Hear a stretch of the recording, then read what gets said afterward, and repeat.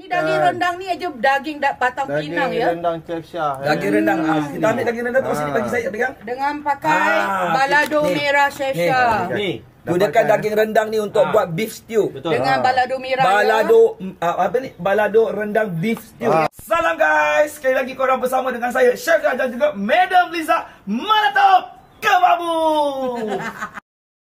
Hello guys, kali ni Chef Syah kembali bersama dengan isteri tercintanya Madam Liza dengan menu balado rendang beef stew.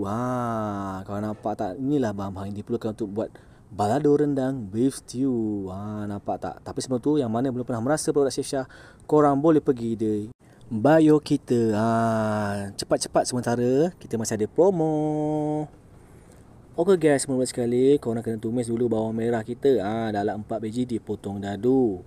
Seterusnya korang masukkanlah bawang putih dalam 8 ulas dicincang-cincang halus. Masukkan dalam 2-3 helai daun salam. Tomato dalam 4 biji dipotong dadu. Nampak tak? Seterusnya korang masukkanlah cube patik ayam dalam 3 ketul. Dihancur-hancurkan dulu. Nampak tak macam tangan siapa tu? Tangan Madam Liza ke Chef Syah? Masukkanlah sedikit garam. Sos tomato dalam 1 sendok. Sos cili dalam 1 sendok. Dan juga sos tiram dalam 1 sendok. Menu ni mudah je guys. Semua main campak-campak je.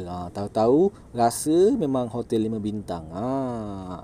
Lepas tu korang masukkanlah sedikit herba Italia ataupun Italian herbs. Kalau bahasa orang putihnya kau. Masukkan 5 cawan air. Beef stew ni dia tak boleh terlalu pekat dan tidak boleh terlalu cair. Seterusnya, ni paling penting ni.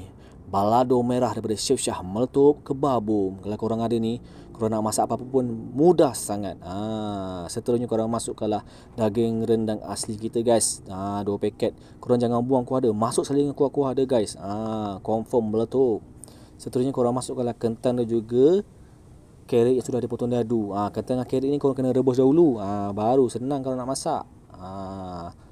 Korang tambahkan lagi sos tomato dalam 1 sendok guys. Rendang beef stew ni dia kena ada rasa masam-masam dia. Seterusnya korang masukkanlah 4 sudu teh gula. Kalau korang ikut sebiji-sebiji macam yang Chef Syah ajar ni, insya-Allah korang punya beef rendang beef stew ni memang sedap, cukup semuanya.